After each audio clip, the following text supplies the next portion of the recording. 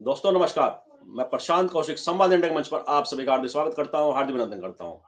आप सभी जानते हैं बिहार के चुनाव को लेकर भी तमाम सरगर्मियां राजनीतिक पार्टी अपनी बनी शुरू कर चुकी हैं और उसी संदर्भ में राहुल गांधी आज पुनः बिहार में हैं। वह लगातार बिहार का दौरा कर रहे हैं और जिस तरह से बिहार में कांग्रेस संगठन को भी लगातार कसा जा रहा है, लगातार उसका पुनर्गठन किया जा रहा है, वहीं कन्हैया कुमार के नेतृत्व में पलायन को नौकरी दो यात्रा बिहार के अंदर चल रही है और उसमें आज राहुल गांधी शामिल होते हैं। और जब राहुल गांधी शामिल होते हैं उस यात्रा में, तो वहां का जो युवा बेरोजगार है उसकी बड़ी संख्या में भागीदारी उस यात्रा के अंदर दिखाई दी कि लाखों आदमी बिहार की सड़कों पर एक जन सैलाब के तौर पर उस यात्रा में शामिल हुआ।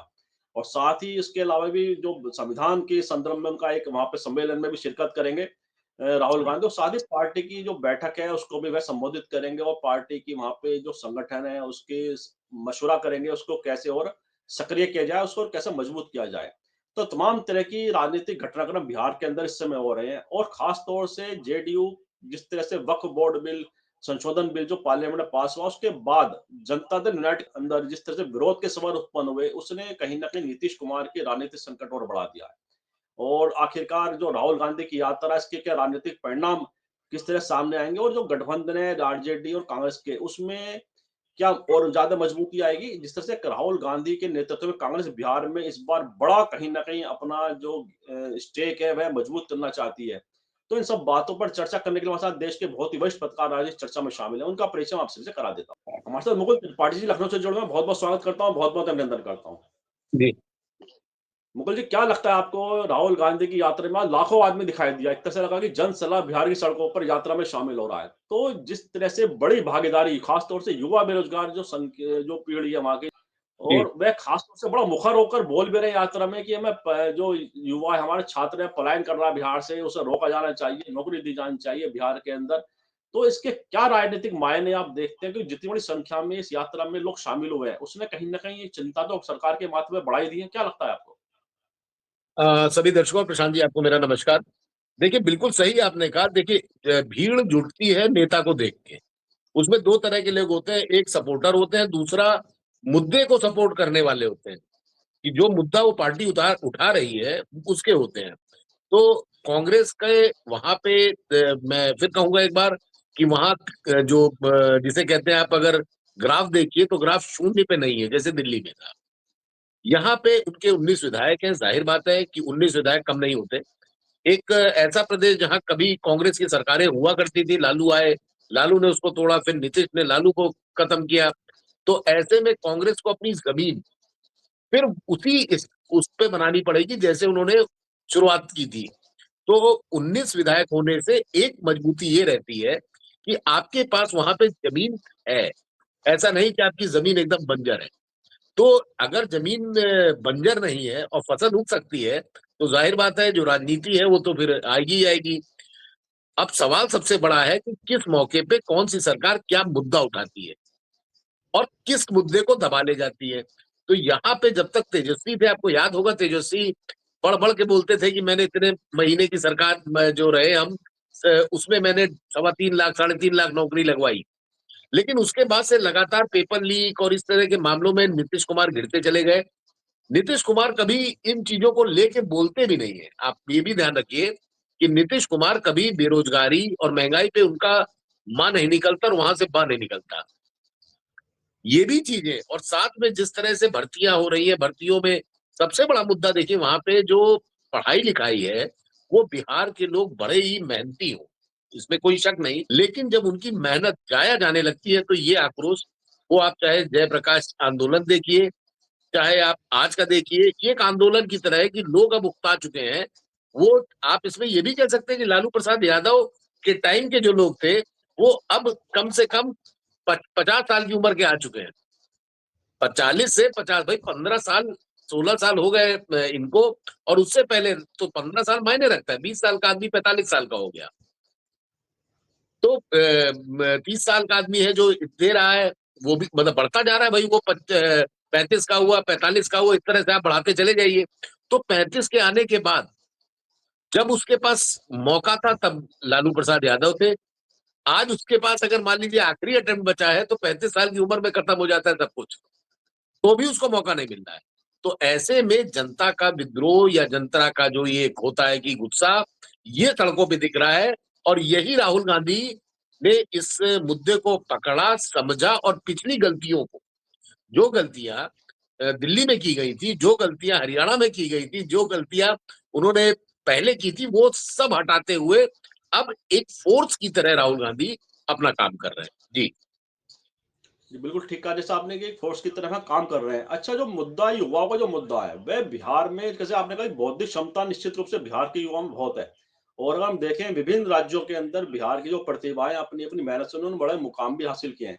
तो बिहार में ऐसे क्या कारण है कि उन्हें समुचित अवसर नहीं मिल पाते? वहाँ की राजनीति इसका कारण है? या राजनेताओं की जो मतलब कि जो इच्छा शक्ति है उसका अभाव वर्तमान के दौर में बिहार के अंदर बड़ी मजबूती से दिखाई देता है? क्योंकि नीतीश कुमार की राजनीति कहें या किसी दूसरे जो नेता रहे हैं वहाँ पे जिनकी राजनीति है, तो वहाँ पे बेरोजगारी कोई ऐसा मुद्दा नहीं बन पाया पिछले अगर कुछ सालों की बात करें। लेकिन इस बार इतना मुखरता के साथ वह मुद्दा सामने आ रहा है कि उसकी वजह से बिहार की सत्ता जो है वह कहीं न कहीं एक पीछे दिखाई देती है और विपक्ष उसको पूरा एक मोर्चा लेता दिखाई देता है। देखिए, बिहार की जो उन्नति है वो पहले आप ये देखिए कि जितने आईएएस पूरे देश भर में होते हैं, उसमें बिहारियों की संख्या, उत्तर प्रदेश के लोगों की संख्या सबसे ज्यादा होती है। स्टूडियस में बिहार में अगर आप पढ़ाई लिखाई में बात करें, बिहारी रट्टू तोता माने जाते हैं। वो रटने में नंबर वन होते हैं और रट के उनका कोई जोड़ नहीं। अब चीजें बदल रही हैं, उसके बावजूद बिहार का जो एक दखल होती है, आईएएस जो बनते हैं लड़के यूपीएससी में, उसमें ठीक ठाक दखल होती है। वो सब वहां से दिल्ली जाते हैं, दिल्ली से तैयारी करते हैं। दर्जनों आईएएस यूपी में ऐसे हैं और देश में सैकड़ों आईएएस हैं जो बिहार से ताल्लुक रखते हैं।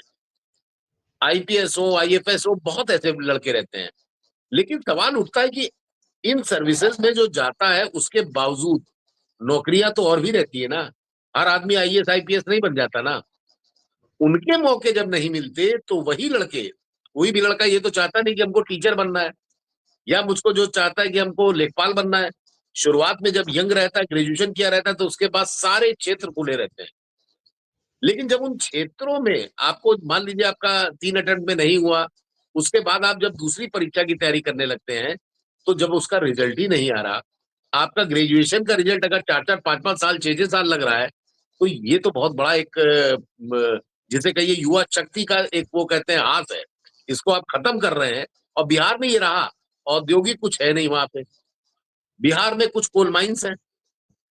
एक समय जब झारखंड बिहार एक साथ था, तब आपको याद होगा कि वो खनिज का बहुत बड़ा एक संपदा माना जाता था और सारे लोग लूट खसूट में लगे रहते थे। खनन का इतना बड़ा वहां पे नेटवर्क था और इतने बिहार के जितने माफिया थे, माफियागिरी में बिहार ज्यादा रहा। नेता वहां पे ज्यादा उस तरह से रहे जो माफियाओं को प्रश्रय देते थे। इस तरह के लोगों को देखते हुए वहां पे एजुकेशन के लिए कभी जो भी वहां थोड़ा पढ़ा लिखा रहा वो भाग गया बाहर। और जो एलीट क्लास है, वो एलीट क्लास अपने बच्चों को पहले ही बाहर भेजती थी। और वहां के जो बड़े बड़े स्कूल, चंद स्कूल हुआ करते थे पटना में, आज अगर आप 90 के दशक में जाइए तो बहुत कम स्कूल हुआ करते थे इंग्लिश मीडियम। जबकि वहां के जो स्थिति थी राजनीतिक, उसको देखते हुए वहां के बिजनेसमैन वो अधिकारी वो अपने बच्चों को बाहर पढ़ाते थे।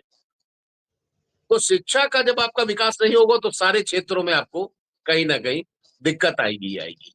ये अब बिहार के जो युवा हैं इस चीज को मानने के लिए तैयार नहीं है। आप 21वीं सदी में हैं और 21वीं सदी में अगर आपको शिक्षा ही ना मिले तो सब बेकार है। उसी की ये लड़ाई चल रही है। जी। बिल्कुल सही कहा कि जो अवसर है तमाम तरह के जो अवसर हैं युवाओं को चाहिए क्योंकि युवा जिस तरह से उम्र उनकी बढ़ती जा रही है तो आपने ऐसा कहा कि एग्जामिनेशन कई बार उसकी जो उम्र होती है उसमें निकल जाती है। तो तमाम तरह के संघर्ष में बिहार का युवा कर रहा है अपने कैरियर को लेकर। तो यही मुद्दा जो बिहार की राजनीति में जिस तरह से स्थापित हो रहा है उसने सत्ता पक्ष के माथे में चिंता की लकीर तो बढ़ा ही दिया। अच्छा लेकिन पूरी अगर राजनीति को समझे बिहार की, वहाँ पे जिस तरह गठबंधन की राजनीति पिछले कई सालों में हावी रही और सामाजिक न्याय की राजनीति ने मतलब बहुत बड़ी भूमिका बिहार के अंदर निभाई है। मंडल कमीशन के पश्चात जिस तरह से लालू प्रसाद यादव, नीतीश कुमार ने पूरी बिहार की राजनीति को कैप्चर कर लिया एक तरह से। और चाहे पहले लालू प्रसाद यादव का शासन रहा, उसके बाद नीतीश कुमार का शासन रहा है। तो ऐसे में जो बेसिक मुद्दे हैं जनता के, चाहे महंगाई है, बेरोजगारी है, क्या वो नेपथ्य में चले गए हैं? सामाजिक न्याय की या मंडल कमीशन की राजनीति इतनी इस कदर हावी बिहार के अंदर हो गई है, तो उसी का परिणाम है कहीं न कहीं जो तमाम तरह के जो ऐसे जन सरोकार के मुद्दे थे, जो रोजगार की बातें थी। हालाँकि सामाजिक न्याय बहुत एक बड़ा मुद्दा है देश की राजनीति में और राहुल गांधी भी लगातार उसकी बात कर रहे हैं जातीय जनगणना की। लेकिन जिस तरह से युवाओं के अंदर एक आक्रोश हम देख रहे हैं बिहार के अंदर, युवा जिस तरह सड़कों पर उतर कर अपनी बात कह रहा है, चाहे पेपर लीक का मुद्दा हो, तो ऐसे तमाम मुद्दे जो बिहार की राजनीति को उस समय आक्रोशित रूप से दिखाई देते हैं, उसके परिणाम राजनीतिक रूप से आप किस तरह से देखते हैं?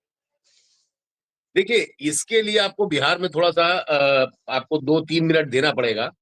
इसके लिए हमको समझना पड़ेगा बिहार की भौगोलिक स्थिति, जातिगत स्थिति और ये। देखिए, बिहार दिल्ली से दूर है, अगल-बगल वहाँ पटना में भी ऐसा कुछ नहीं है कि आप पटना यूनिवर्सिटी विश्वविद्यालय की बात करें। आप वहाँ विश्वविद्यालय थे, आज से नहीं बहुत पुराने विश्वविद्यालय थे। नालंदा का आप लोग ज़िक्र करते हैं, हम लोग ज़िक्र करते हैं। नालंदा से तो बड़ा दुनिया में कोई नहीं था, जहाँ पे इतना था। लेकिन उसके बाद ऐसा क्या हुआ जब वो टूटा किसी ने भी तोड़ा, किसी राजा ने तोड़ा, किसी आतताई ने तोड़ा, हम कुछ भी कहें उसको। लेकिन बिहार के साथ सबसे बड़ा प्रॉब्लम ये है कि बिहार में जो यादव कम्युनिटी है, कुर्मी कम्युनिटी है, इसमें आपको जातिगत देखना पड़ेगा कि 13 करोड़ 7,25,000 लोग हैं जो जातिगत जनगणना भी हुई थी बिहार में। उसमें आपको सबसे बड़ा वर्ग ओबीसी है, 63% ओबीसी है, जिसमें 27% पिछड़ा है, 36% अति पिछड़ा। मतलब आप ये देखिए कि जब हम लोग कास्टिज़्म में आते हैं, ठीक है, ब्राह्मण है, ठाकुर है, बनिया है, लाला है, जो भी आप कहिए उसको, जाट है, गुर्जर है, लेकिन जब आप पिछड़ों में आते हैं, तो पिछड़ों को क्यों पिछड़ा कहा गया है? क्योंकि उनकी आर्थिक स्थिति नहीं थी, शैक्षिक स्थिति नहीं थी, तभी तो उनको पिछड़ा कहा गया। तो ये जब इस कैटेगरी में आ जाते हैं, तो ज़ाहिर बात है इस कम्युनिटी में विकास और शिक्षा, 2 चीज़ बिल्कुल नहीं है। वो आज जो 1947 में जिनके परबाबा रहे होंगे, वो आज भी उस परिवार में अगर लड़का पढ़ाई-लिखाई में निकल गया, तो आता है शिक्षा। अगर वो नौकरी में बॉम्बे चला गया, दिल्ली चला गया, तो फिर आता है कारोबार। जब पटना में कुछ है, बिहार में कुछ है ही नहीं, तो ये वर्ग जाएगा कहाँ? या तो खेती करेगा, भुखमरी से का शिकार हो जाएगा। अब अनुसूचित जाति जनजाति जो एसटी वर्ग है, एसटी वर्ग है, वो 1.68 और सबसे बड़ा अनुसूचित जाति एससी वो है आपका करीब 19.56%। अन्य जातियों की बात करें तो यहाँ सबसे बड़ा बाहुबली अगर कोई है, तो वो है यादव। 14.26% यादव है। उसके बाद आपके मोची और रविदास के उस तरह के लोग आ जाते हैं और कुछ वहां। तो ब्राह्मणों में भी इनकी आबादी थी, यादव बहुत ज्यादा है। तो जो दिमाग वाले लोग थे जिनके पास पहले से पूर्व में संपत्तियां थी, तो जमींदारी प्रथा वाला जो सिस्टम है वो वहां पे आज भी, भले ही वो अदृश्य हो, आप इस चीज को मानेंगे, लेकिन जिस परिवार की यूपी में भी अगर एक धाक रहती है गांव में किसी कि फलाने के परिवार में पैसा था, जमीन जायदाद है, सब कुछ है, तो उसकी इज्जत एससी हो, एसटी हो, ओबीसी हो, उनके घरों के सामने से नहीं गुजरते थे। इस चीज को तो आज भी आप मानेंगे। उनको पानी नहीं दिया जाता था, पानी के लिए अलग बर्तन रहता था, वो आज भी चल रहा है। तो जो उपेक्षित वर्ग है उसमें से अब लड़के सबके पास आ गए हैं स्मार्टफोन। एक किसान भी 5,000 का चाइनीज 4,000 का फोन तो ले सकता, 1,500 में भी मिल जाता है सेकंड हैंड। तो बिहार में ये चीजें जब से देखिए मोदी जी लाए इस चीज को, ठीक है, बहुत सस्ता हुआ, सारी चीजें हुई, लेकिन इससे 2 तरह का काम हुआ। एक तो दुष्प्रचार करना बड़ा आसान रहा, किसी को बदनाम करना, और अगर दिमाग नहीं है तो आप फैक्ट चेक नहीं कर सकते। और जो दिमागदार वाले लोग हैं वो फैक्ट चेक भी उसी मोबाइल से कर सकते हैं कि ये खबर सही है कि नहीं सही है। हम लोग के कई व्हाट्सएप ग्रुप है जिसमें व्हाट्सएप यूनिवर्सिटी वाले आ जाते हैं, कोई ना कोई पढ़ा लिखा आदमी डाल देता है, और जब उसको फैक्ट चेक करता है बुजुर्ग लोग डाल देते हैं। मतलब उनको ये भी नहीं कि आप एक बार गूगल से या कहीं से आप पता करिए अपने किसी सोर्स से, तो लोग जानना चाहते ही नहीं। और आज का युवा ये जानता है कि मुझको मिल क्या रहा है, सरकार मुझे 5 किलो राशन पे देखिए कितने दिन बेवकूफ बनाएंगे। तो वो बंदा 5 किलो राशन लेगा, अगर किसान का लड़का ग्रेजुएशन किया हुआ है मान लीजिए, तो क्या वो किसानी करना चाहेगा? जिसने अपने बाप को दादा को जीवन भर हल चलाते देखा है, वो उस मेहनत में नहीं जाएगा। और आज की डेट में कहते हैं कृषि बड़ी हमारी एडवांस हो गई है, इजराइल के हिसाब से खेती करिए, इसके हिसाब से खेती करिए, तो उसमें लगता है पैसा। और वो ऐसे गरीब वर्ग है, तो अगर किसी राज्य का 70%, 80% इस कम्युनिटी का है, तो उस कम्युनिटी में बमुश्किल 3% लोग ऐसे होते हैं जो पैसे वाले हैं। तो वो लोग बहुत ज्यादा, जो आज सड़कों पे आप भीड़ देख रहे हैं, वो सड़कों पे भीड़ उन्हीं युवाओं की है जो इस सरकार से रुष्ट हो चुके हैं। अब हम लोग को देखना ये है कि ये जो भीड़ उमड़ रही है ये कितना वोटों में कन्वर्ट होती है, क्योंकि मुद्दा देख के ही आदमी वोट देता है। और अब काफी ट्रेंड बदल गया है, और मानेंगे इसलिए कि 2024 को हम लोगों ने जो चुनाव देखा उसमें कांग्रेस और इंडिया गठबंधन का 240 पे आना ये बताता है कि देश में अब लोग जागरूक हो रहे हैं। अब वो 5 किलो राशन वाला अगर होता तो यूपी में 37 सीट अखिलेश ना जीतता, 6 सीट 7 सीट कांग्रेस ना जीतती। तो ये तो हम लोग समझ गए ना कि अब पब्लिक समझ रही है कि हमको मिल क्या रहा है। 5 किलो राशन पे आप कब तक किसी देश को, और धर्म को राजनीति से जोड़ना, ये देखिए एक समय के बाद, अभी धर्म का बहुत चल रहा है लेकिन एक समय के बाद ये भी धीरे धीरे डाउन होने लगेगा, जैसे 5 किलो राशन का डाउन हुआ है। जी। तो ठीक बात है कि हर चीज़ का एक पीक पॉइंट होता है और उसके बाद में डाउन शुरू होता है उसका, और इसमें कोई दो राय नहीं है। अच्छा, बिहार की अगर हम बात करें, जो वहाँ पे जो बिहार की राजनीति, नीतीश कुमार जिस तरह से लगातार सत्ता में बने हुए हैं और विकास पुरुष भी कहे जाते हैं बिहार के, वे कि विकास के बड़े नायक हैं बिहार के अंदर, उन्होंने बड़े काम किए हैं। लेकिन उसके बावजूद भी बिहार पे बीमारू राज्य का टैग अभी भी लगा हुआ है। नीतीश कुमार खुद कहते हैं मैं बड़ा पैकेज चाहिए बिहार के विकास के लिए, केंद्र सरकार से लगातार वह अपनी बात रखते भी हैं बड़ा पैकेज के लिए। और बीमारू राज्य का जो टैग है लगातार बिहार पे बना हुआ है, और इसमें बीजेपी भी लगातार अनेक वर्षों से वहां पे सत्ता की भागीदारी है नीतीश कुमार के साथ में। तो ऐसे में जो मोदी जी और नीतीश कुमार दोनों अपने को विकास पुरुष के नाम से कहलवाना ज्यादा पसंद करते हैं, और उसके बाद बीमारू राज्य का टैग बिहार पे लगा हुआ है आज भी।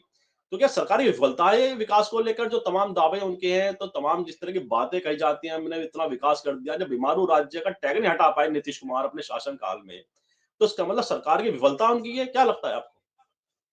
देखिए, नीतीश कुमार को एक कुर्मी समाज का नेता माना जाता है, और नीतीश कुमार हमेशा से, शुरुआत नीतीश कुमार की लालू यादव के साथ, तो आपने सब कांग्रेस के निकले हुए दो दो तीन तीन धड़े हैं, ये सब वहीं के हैं जो जयप्रकाश आंदोलन से निकले नेता बने, और उन्होंने बाद में अपनी एक जो जिसे कहते हैं आइडियोलॉजी के लिए उन्होंने सारे चेंज कर दिए। तो चेंजिंग जब होती है तो जाहिर बात है आपका एक सिद्धांत है, हम आप एक साथ हैं, कल आप हमारे आपके मनमुटाव हो तो बटाव में से अलग हो जाएंगे, लेकिन आप ना मेरा काम रोक सकते हैं ना उनका काम रोक सकते हैं। अब सवाल उठता है कि लालू ने क्या किया और नीतीश ने क्या किया। तो लालू के सरकार के अपने अलग थे जो आरोप लगते हैं, और पॉजिटिव और निगेटिव। पॉजिटिव में आप ये देखिए कि भाई केंद्रीय मंत्री थे, जब रेलवे मंत्री थे तो उनको रेलवे को उन्होंने प्रॉफिट में लाके खड़ा कर दिया था। उसके बाद से तो कभी हम लोगों ने सुना नहीं कि रेलवे कभी प्रॉफिट में रहा हो, ये हम उपलब्धता मानेंगे। वहीं बिहार में जो कहते थे कि जंगल राज है, तब कई ऐसे बड़े बड़े माफिया थे जो सर उठाते थे, गोलियां चलती थी, सब कुछ होता था, ये उनकी ओर आरोप लगता है। लेकिन वो समय अब चला गया। देखिए, जब सोशल मीडिया का जमाना नहीं था तो कुछ भी हो सकता था, कोई आदमी किसी को कहीं मार दे तो कोई कुछ बोलता नहीं था, एक्सीडेंट हो जाते थे, कभी कुछ हो जाता। लेकिन आज की डेट में कोई बच नहीं सकता, बहुत अच्छी किस्मत हो तो बच जाएगा, अदरवाइज कोई भी, चाहे वो बड़े से बड़ा अपराधी हो। कानून भी सख्त है, कानून तब भी था, कानून अभी भी है, लेकिन अब जो मोबाइल हाथ में है, कैमरा हाथ में है, तो हम आप तो विश्लेषण करते हैं, हम लोग भी फील्ड में हुआ करते थे, हम लोग को मेहनत करनी पड़ती थी। आज आदमी को बैठे बैठे क्लिप मिल जाती है, आप कहा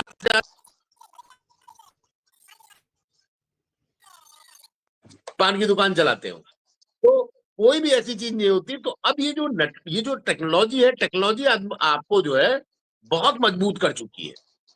इसको लेके ये दल भी सशंकित रहते हैं कि हमारे पास कोई ऐसी हमारे साथ ना होने पाए। और बिहार में देखिएगा, नीतीश कुमार को झटका देंगे मुस्लिम। देखिए, इस्तीफे शुरू हो चुके हैं, रालोद तक पहुंच गया है, और उसके बाद आगे क्या होता है ये चीजें देखने लायक होंगी कि 10-12% जो मुसलमान वोट देता था, क्योंकि लोकसभा में इन्होंने अपने प्रत्याशी खड़ा किए, मुसलमानों में किसी को नहीं दिया। उसके बाद इन्होंने जिसको दिया भी वो चुनाव हार गए। 2020 में इन्होंने 11 मुस्लिमों को टिकट दिया, उसमें भी कोई नहीं जीता। तो नीतीश कुमार को ये लगने लगा कि मुसलमान हमें वोट देता ही नहीं, मतलब मुसलमान को अगर साथ रखेंगे तो हम नहीं जीत पाएंगे, कहने का मतलब ये है। तो ऐसे में अगर ऐसी चीजें हो रही हैं तो फिर उन्होंने गए बीजेपी के साथ। लेकिन क्या ये झटका बर्दाश्त कर पाएंगे, ये बहुत बड़ा एक सवाल है कि इतना परसेंट वोट घटने के बाद अगर किसी क्षेत्र में हिंदू ही लड़ रहा है विधायक है, उसके बाद क्या होगा, ये चीज देखने लायक होगी कि वो जो वोट कटेगा वो किधर जाएगा और वो किसको जिताता है। जी। बिल्कुल, ये बड़ा महत्वपूर्ण सवाल तो है कि जो मुस्लिम जो समाज है, जो नीतीश कुमार के वक्फ संशोधन बिल पर समर्थन से नाराज़ है, वह किधर जाएगा? अच्छा, इसका अगर हम बात करें उस जो नाराज़ वोटर है, उसको लेने के लिए तो इस समय अगर देखें विपक्ष जो गठबंधन है, आरजेडी, कांग्रेस का ही स्वाभाविक दावा दिखाई देता है हमें। और ऐसे में राहुल गांधी की जिस तरह सक्रियता बिहार के अंदर बनी हुई है, उसमें गठबंधन को अगर आरजेडी के पॉइंट ऑफ व्यू से हम सोचें, वह उस पूरी जो एक्टिविटी है राहुल गांधी की बिहार के अंदर, उसको किस तरह से आरजेडी ले रही है, आरजेडी क्या पॉजिटिव ले रही है उसको, और राहुल गांधी की जो इसमें ऐसा लगता है जो नजरिया उनका वो पिछलग्गू बनने को तैयार नहीं इस बार आरजेडी की, वह कहीं ना कहीं फ्रंट पोजीशन पर रहना चाहती है कांग्रेस इस बार, जो जिस तरह से राहुल गांधी लगातार सक्रिय भूमिका में बिहार के अंदर दिखाई देता है, उससे आरजेडी किस तरह से उनका रेस्पॉन्स किस तरह से होगा, क्या लगता है आपको? अ, देखिए, राहुल गांधी जिस तरह से यहाँ पे रैली इन्होंने निकाली, जनसभा कर रहे हैं, सारी चीजें कर रहे हैं। हम सिर्फ एक बात जानना चाहेंगे, आखिर राहुल गांधी इतना सक्रिय क्यों है? जाहिर बात है, पॉलिटिकल गेन करना है। और जब आपको पॉलिटिकल गेन करना है, तो ये गेन क्या आप अपनी सरकार बना ले जाएंगे? बिल्कुल नहीं। आप सरकार जितना भी आप मेहनत कर ले, कई क्षेत्र ऐसे हैं और आरजेडी और जेडीयू और बीजेपी के रहते आप सरकार तो नहीं बना सकते। ये तो कन्फर्म है, लिख लीजिए इसको। ये कोई भी कहेगा। अब सवाल उठता है कि राहुल गांधी जो मेहनत कर रहे हैं वो क्यों कर रहे हैं? फिर सवाल आता है कुर्सी के लिए। लेकिन नहीं, ये मेहनत जो हो रही है वो ये दबाव बनाने की आरजेडी पे कोशिश हो रही है कि हम जो सीट मांगेंगे हमको दो, हम भी ताकतवर है। वो ताकत का प्रदर्शन है। वो सरकार बनाने का मैं नहीं लगता, मुझे मेरा अपना मानना है कि ये ताकत का प्रदर्शन है कि कांग्रेस ये बताना चाहती है कि अगर आप हमको हल्के में ले रहे हैं तो हम हल्के नहीं है, आप हमको हल्के में नहीं ले सकते। ये चीज बड़ी महत्वपूर्ण है कि इसके बाद आरजेडी दबाव में आएगी और आरजेडी फिर उनको वो सीटें देगी जो वो चाहते हैं। जाहिर बात है कि दोनों में अभी हम लोग फिर बहस करेंगे कि आपस में, अच्छा, मोदी मीडिया क्या करेगा? दोनों को क्लैश करने की कोशिश करेगा। इधर के नेता के पास जाएगा, कुछ पूछेगा, उधर के नेता के पास कुछ पूछेगा, दोनों को क्लब करेगा और कहेगा देखिए दोनों, ये शुरू हो जाएगा। जैसे जैसे इलेक्शन आएगा, जैसे पास आएगा और जैसे जैसे सीटों को लेके जब दोनों में मीटिंग होगी, हालांकि जो सुनने में आया है कि ऐसी कोई होने मतलब उम्मीद नहीं है, लेकिन हम लोग मान ही नहीं सकते कि कहीं पे क्लैश ना हो, क्योंकि कई ऐसे नेता हैं जो हो सकता है आरजेडी में आएंगे, आरजेडी के नेता हो सकता है कुछ बीजेपी में जाएंगे, कुछ लोग कांग्रेस में आएंगे, तो ये कवायद चलती रहेगी। ये राजनीति है। लेकिन मीडिया जिस तरह से अपना, जो मैं इलेक्ट्रॉनिक मीडिया की बात कर रहा हूं, वो जो भूमिका निभाएगी वो बट ऑब्वियस है कि वो दोनों के बीच क्लैश करने की शुरुआत हो चुकी है। एक आदमी जाता है अखिलेश सिंह से पूछता है, दूसरा आदमी जाता है राकेश राम से पूछता है, राजेश राम से, कि आप बताइए ऐसा क्या होगा, आप बताइए ऐसा क्या होगा। और दोनों को आप, हालांकि दोनों कांग्रेस में ही है, एक पूर्व अध्यक्ष है और एक वर्तमान अध्यक्ष है, उन्हीं में क्लैश कराने की कोशिश करते हैं, भले वो चीफ मिनिस्टर का नाम ले चाहे वो किसी और का नाम ले। तो ये देखिए कि जो नेशनल मीडिया है वो किस किस ओर जा रही है।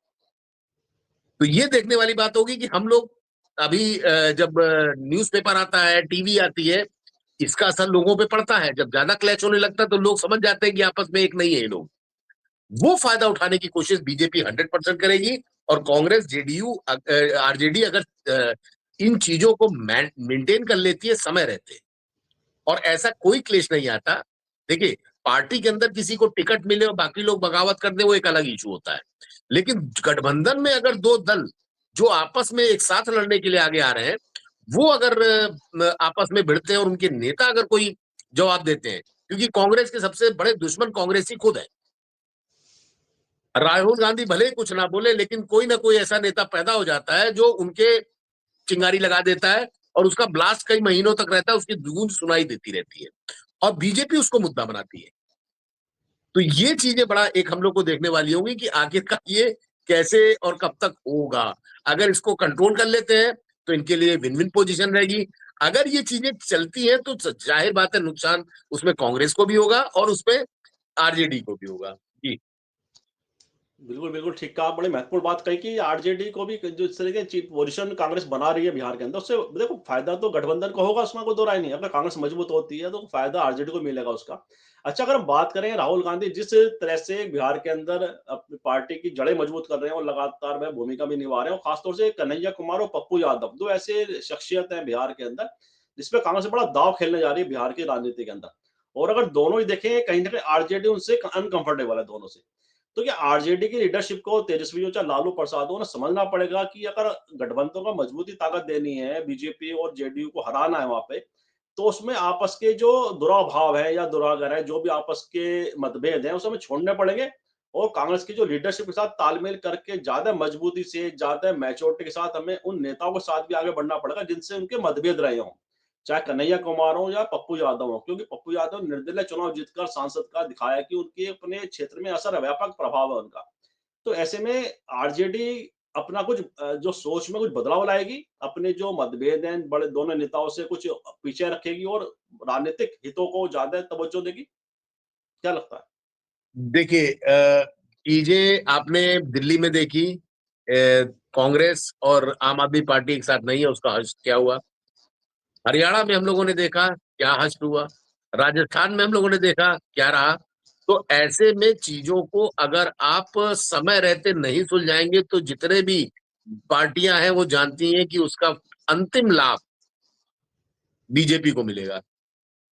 अभी बीजेपी का जो स्थिति चल रही है, बीजेपी चूंकि सरकार में है तो जाहिर बात है सरकार के खिलाफ आक्रोश रहता है। बिहार चूंकि राजनीति का अड्डा रहता है, यूपी हो बिहार हो, यहाँ का हर आदमी कहीं ना कहीं किसी ना किसी से जुड़ा रहता है और वो राजनीति में दखल अंदाजी करता है।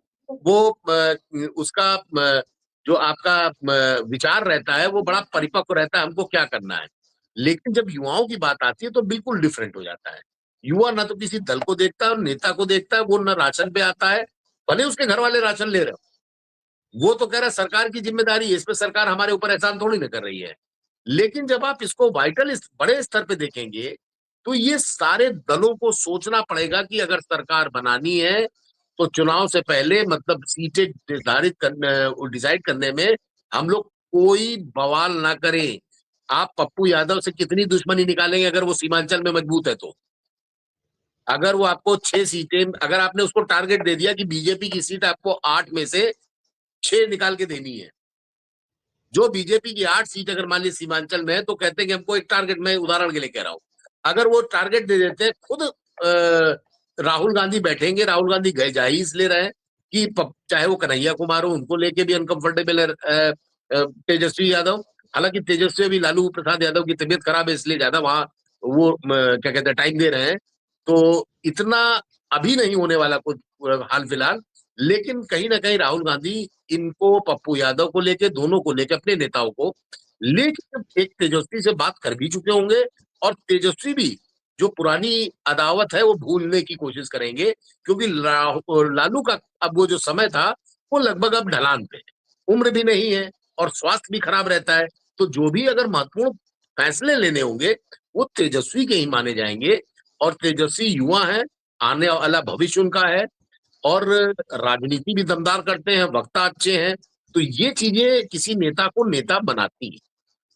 परिवार आप छोड़ दीजिए, अगर परिवार में जिस आदमी की बहुत बड़े परिवार का लड़का हो नेता का, लेकिन अगर उसके उसकी पर्सनालिटी ही नहीं है, अगर वो बोल ही ना पाए तो कब कैसे नेता बनेगा जिससे जनता का जुड़ाव ही ना हो पा रहा हो। तो ये चीजें बड़ी महत्वपूर्ण करती हैं। ये कहना बेकार है कि आप आपका खानदान पूरा परिवारवाद, ये परिवारवाद के बहुत सारे ऐसे हम लोग बहस कर चुके हैं। तो ये नहीं काम आएगा। काम ये आएगा कि आप जनता से कितने जुड़े हुए हैं। कन्हैया के आने से दिक्कत तेजस्वी को है, क्योंकि एक नेता वहां पैदा होगा तो बटौवे से आज साथ में कल किसने देखा है। तो अगर आप अपने सामने एक अपने ही किसी उसको पैदा कर रहे हैं तो वो तो जाहिर बात है तेजस्वी के लिए दिक्कत तो होगी, आज नहीं होगी।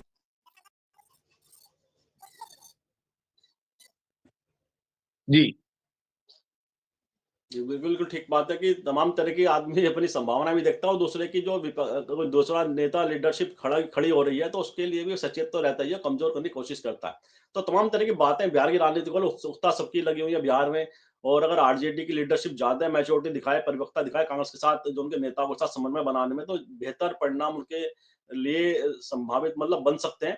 क्योंकि जिस तरह से सत्ता पक्ष बिहार में नीतीश कुमार को लेकर चुनौती लगातार बिहार के अंदर बढ़ रही है, जिस तरह से उनका स्वास्थ्य को लेकर तमाम बातें हैं, या वक्फ संशोधन बिल पर जो जेडीयू का जिस तरह से बीजेपी को समर्थन दिया, उसने वहाँ के उनका समर्थक वर्ग है, उसमें नाराज़गी पैदा की है मुस्लिम समाज के अंदर खास तौर से। तो तमाम तरह की बातें बिहार में आने वाले समय क्या होगा, तमाम तरह की चर्चाएँ भी हैं और उत्सुकता भी लगी हुई है और राहुल गांधी ने जिस तरह से बिहार में दमदार उपस्थिति आज की यात्रा में दिखाई है, लोगों का बड़ा संख्या में उसमें शामिल भी लोग हुए हैं, तो उससे बिहार की राजनीति आने वाले समय में बहुत कुछ उसके अंदर घट सकता है। ये उस पर हमारी निगाह भी लगी रहेगी और आने समय में लगातार बिहार की राजनीति को लेकर चर्चा भी करते रहेंगे कि बिहार की राजनीति में क्या संभावना है और किस तरह की आने वाले समय में क्या परिदृश्य वहाँ का हो सकता है। और मैं मुकुल जी का बहुत-बहुत आभार, धन्यवाद व्यक्त करता हूँ, इन्होंने हमारे दर्शकों को समय निकाला और जिस तरह से पूरी चर्चा प्रस्तुत की, मुझे विश्वास है हमारे दर्शकों को चर्चा ज़रूर पसंद आएगी। और मैं आप सभी से आग्रह करता हूँ कि वीडियो लाइक करें, शेयर करें, कमेंट करें, साथ ही संवाद इंडिया चैनल को सब्सक्राइब करें, बेल आइकन ज़रूर दबाएँ जिससे संवाद इंडिया अपडेट आपको समय से मिलते रहे। आप सभी का बहुत-बहुत धन्यवाद, बहुत-बहुत अभिवादन।